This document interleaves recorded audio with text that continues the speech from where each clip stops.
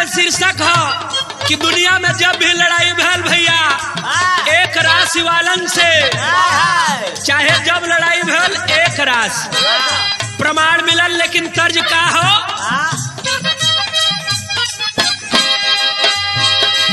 गोरी छम छम बजा के पायल, गोरी छम छम बजा के पायल, काहे करलू करे जवा घायल, जवनिया जवनिया जवनिया जान मारेली, नथुनिया मंतर मारेली,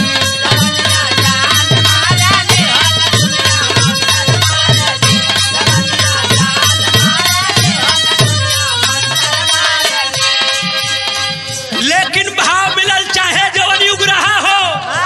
हर एक युग में लड़ाई हुई है केवल एक राशि वालों से। सतयुग का हाल बताए, सतयुग का हाल बताए, हर हिरणा की ये लड़ाई, एक राशि वाले थे, एक राशि वाले थे,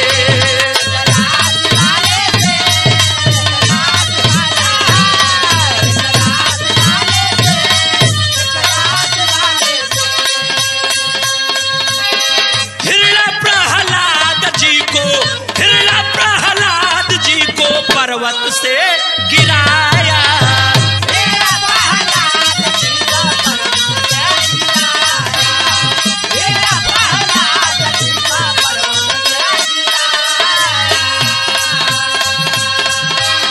नरसिंह रूप हरि हिरणा को मुआया,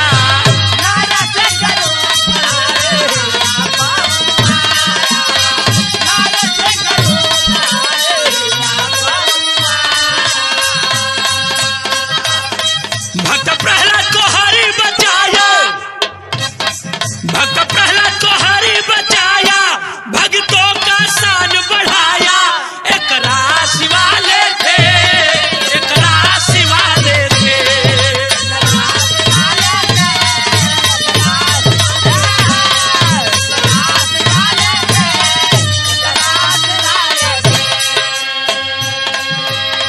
सतयुग में लड़ाई भयल, हा से हरि हा से हिरणा, काल के बनल बीच का, बीच का हिरणा को काल बनलन भक्त प्रहलाद, भक्त प्रहलाद के खातिर होलिका भी चली गई और हिरणा भी चला गया, हिरणा हा से हरि, हा हा दोनों जने का नाम का शुरुआती का पहला अक्षर एक कै राशि। सतयुग के बाद आयल त्रेता, त्रेता में रावण आके आतंक फैलाए, त्रेता में रावण आके त्रेता में रावण आके रावण के मारे खातिर राम वन में आए, रावण के मारे खातिर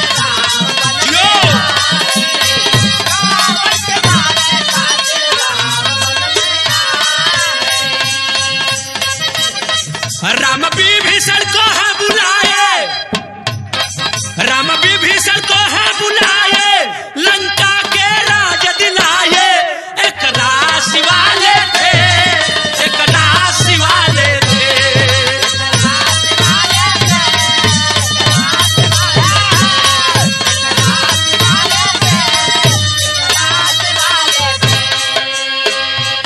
त्रेता का प्रमाण मिलल बाबू, त्रेता में र से राम, र से रावण, राम और रावण का लड़ाई पूरी दुनिया जानत बा, लेकिन रावण भी मारा गया तो विभीषण भाई के खातिर, भाई सब मिला लेकिन विभीषण के जैसन भाई केहू को न मिला। प्रभु श्री राम सवाल कैलन कि राजा रावण क्यों मारा गया, राजा रावण मरते समय अंतिम समय में प्रभु के सामने जवाब दिया था कि प्रभु श्री राम मैं मारा गया इसलिए कि आपका भाई आपके साथ था और मेरा भाई मेरे साथ नहीं था। तब भाई के जैसन दुश्मन, भाई के जैसन मित्र केहू ना होला। लेकिन त्रेता में प्रमाण र से राम, र से रावण। सतयुग हो गया, त्रेता हो गया, द्वापर जब आया, द्वापर में क्या हुआ?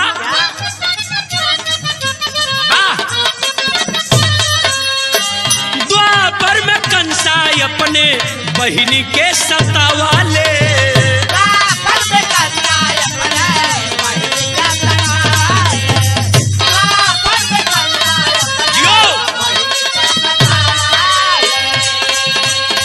जेलिया में देवकी अठवा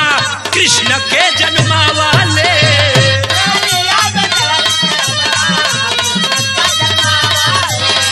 जेलिया में देवकी अठवा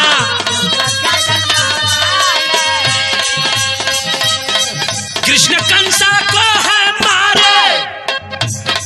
कृष्ण कंसा को है मारे, देवकी का दुखवा तारे, एक राशि वाले थे, एक राशि वाले थे,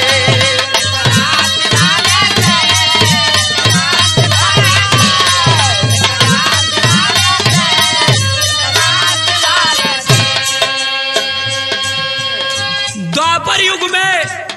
कंस अपने बहिनी देवकी का विदाई करत रहल, तब तक आकाशवाणी हो गया, ए कंस तुम्हें मारने वाले तुम्हारे बहन को ही लड़का, 8वां पुत्र ही तेरे मृत्यु का कारण होगा।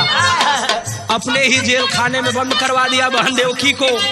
समय बीतता गया, बारी बारी से सात पुत्र पुत्री को मार दिया, लेकिन जब 8वीं बारी आई तो वह समझ गया कि मुझे मारने वाला अब पैदा होगा।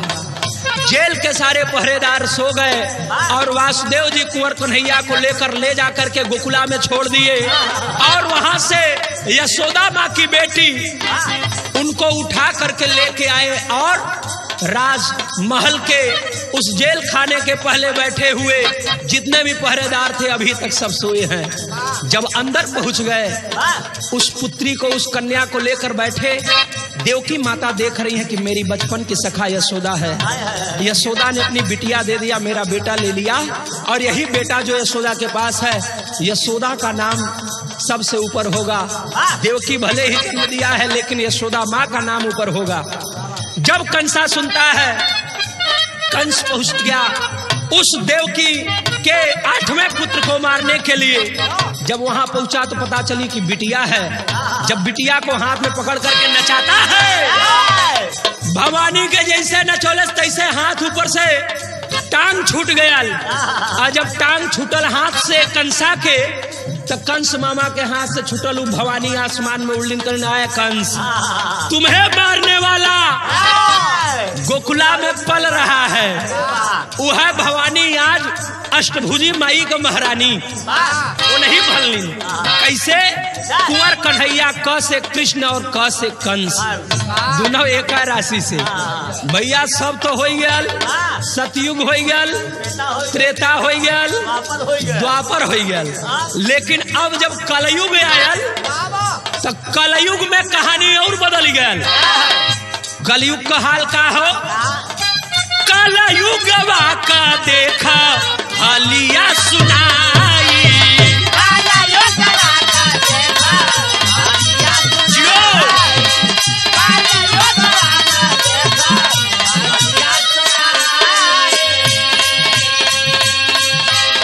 आज के समय में राजनीति पक्ष के समस्त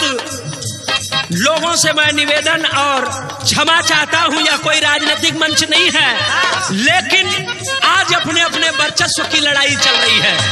इसलिए कहना है कलयुग का देखा हलिया सुनाई,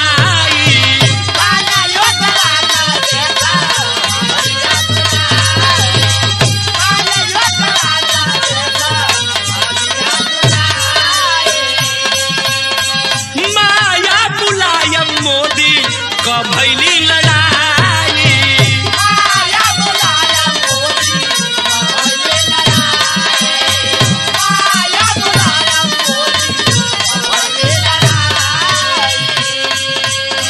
कलयुग में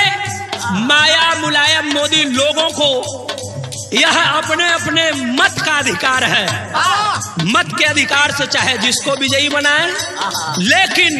देश का विकास अगर जिससे हो उसी को आप लोग चुनिएगा मेरे भाइयों बहनों।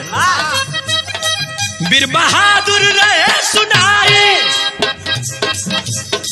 वीर बहादुर रहे सुनाए।